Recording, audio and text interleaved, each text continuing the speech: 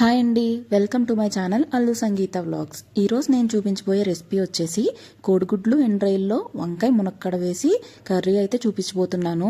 ఏంటి ఇవన్నీ కలిపేసి కర్రీ చేస్తారా అంటే ఎస్ చేస్తారు. మా గోదావరి సైడ్ ఇలాంటివన్నీ కాంబినేషన్స్ చాలా బాగుంటాయి. మరి మీరు ఎప్పుడైనా దీన్ని ట్రై చేశారా? ఒకవేళ ట్రై చేయకపోతే చేసుకుని చూడండి, చాలా బాగుంటుంది. దీనికోసం ముందుగా ఎండ్రాయిల్ని తీసుకుని దానికి ఉన్న తల తోక ఇవన్నీ శుభ్రం చేసుకుని పెట్టుకున్న తర్వాత ఇందులోకి కొన్ని వేడి నీళ్ళు వేసుకుని 10 నిమిషాల పాటు దీన్ని నాననివ్వాలి. ఇలా వీటిని వేడి నీటిలో నానబెట్టడం వల్ల ఇందులో ఉండే ఇసుక మట్టి ఇదంతా పోతుంది. ఇవి బాగా నానిన తర్వాత 3-4 సార్లైనా శుభ్రంగా కడుక్కోవాలి.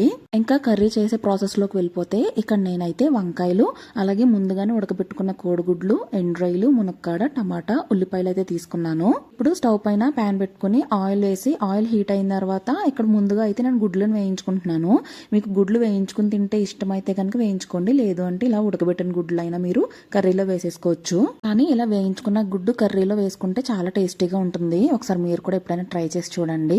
అలాగే మనం గుడ్లు వేయించుకున్నప్పుడు ఖచ్చితంగా ఘాట్లు అయితే పెట్టుకోవాలి, లేదు అంటే పేలే ఛాన్స్ ఉంటుంది.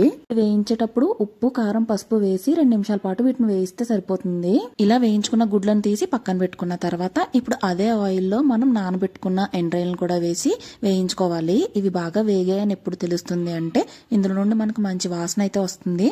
ఇంకా అప్పుడు వీటిని కూడా మనం పక్కన పెట్టేసుకోవాలి. ఈ మధ్య ఎక్కడ చూసినా మీరు అబ్జర్వ్ చేస్తే ఎండ్రాయిలు, ఎండు చేపలు తినాలని చెప్పి ఈవెన్ డాక్టర్స్ కూడా సజెస్ట్ చేస్తున్నారు. ఇవి హెల్త్ కి చాలా మంచిదంట. అప్పట్లో పెద్దవాళ్ళు వీటిని చాలా ఎక్కువగా తినేవారు. ఇప్పుడైతే మనకు వాసన నచ్చక సరిగా తినట్లేదు. కానీ ఒకసారి మీరు కూడా వీటిని ట్రై చేయండి. అలవాటు అయితే మాత్రం చాలా బాగుంటాయి. ఇలా వేయించుకున్న ఎండ్రాయిల్ని కూడా తీసుకుని పక్కన పెట్టేసుకుని ఇప్పుడు అదే ఆయిల్లోకి ఉల్లిపాయలు, పచ్చిమిర్చి కూడా వేసుకుని మంచిగా బ్రౌన్ షేడ్ లోకి వచ్చేంత వరకు వేయించుకోవాలి.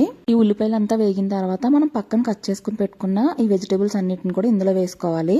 ఇక్కడ చూసారు కదా, వంకాయలు కలర్ మారకుండా ఉండాలి అంటే కట్ చేసుకున్న తర్వాత ఉప్పు నీటిలో వాటిని వేసుకుని ఉంచుకుంటే ఎంతసేపు అయినా సరే మనకి కలర్ చేంజ్ అవ్వకుండా ఉంటాయి. ఆ గోదావరి సైడ్ అయితే ఎండ్రాయిలు, ఎండు చేపలు అనేవి చాలా ఫేమస్ అన్నమాట. చాలా ఎక్కువగా కూడా తింటారు. ప్రతి ఒక్క వెజిటేబుల్స్ లో ఈ ఎండ్రాయిల్ని, ఎండు చేపల్ని కంబైన్ చేసి వండుతారు. చాలా టేస్టీగా ఉంటాయి. ఇలా వెజిటేబుల్స్ అన్ని ఇందులో వేసేసిన తర్వాత మూత పెట్టి ఒక 10 నిమిషాలైనా వీటిని బాగా మగ్గనివ్వాలి. ఈ కర్రీలో అయితే మనం ఏ మసాలాలు వాడకుండానే చాలా టేస్టీగా ఉంటుందండి. ఇలా మనకి కూరగాయలన్నీ మగ్గిపోయిన తర్వాత ఉప్పు, కారం, పసుపు వేసుకుంటే సరిపోతుంది. దీంట్లో మనం ఏ మసాలాలు వేయనవసరం లేదు. ఇలా ఇవన్నీ వేసిన తర్వాత వెంటనే చింతపండు పులుసు పోసేయకుండా వీటిని 2 నిమిషాల పాటు వేయించుకుంటే కారంలో ఉండే పచ్చివాసన అంతా పోయి కూర అనేది చాలా టేస్టీగా ఉంటుంది. మీరు ఇక్కడ కావాలనుకుంటే అల్లం వెల్లుల్లి పేస్ట్ కానీ, గరం మసాలాలు కానీ వేసుకోండి. మా సైడ్ అయితే పులుసు చేసేటప్పుడు అలాంటివి ఏమీ యూజ్ చేయమన్నమాట.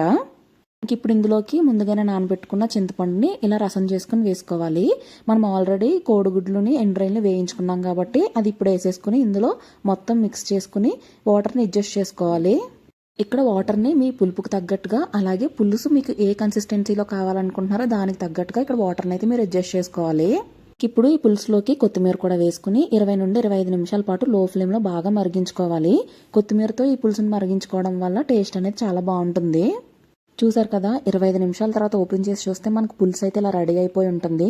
ఇంకా ఫైనల్గా మళ్ళీ దీనిపైన కొత్తిమీర చల్లుకోవాలి. కొత్తిమీర ఎంత ఎక్కువ వేసుకుంటే పులుసు టేస్ట్ అనేది అంత బాగుంటుంది. మరి మీరు ఎప్పుడైనా ఈ కాంబినేషన్ ట్రై చేశారా? ఒకవేళ ట్రై చేయకపోతే ట్రై చేసి చూడండి, టేస్ట్ అయితే అదిరిపోతుంది.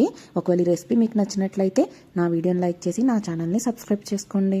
మీరు కూడా దీన్ని ఒకసారి ట్రై చేసి ఎలా వచ్చిందో కమెంట్ సెక్షన్లో కమెంట్ చేయండి. Thanks for watching. Bye bye.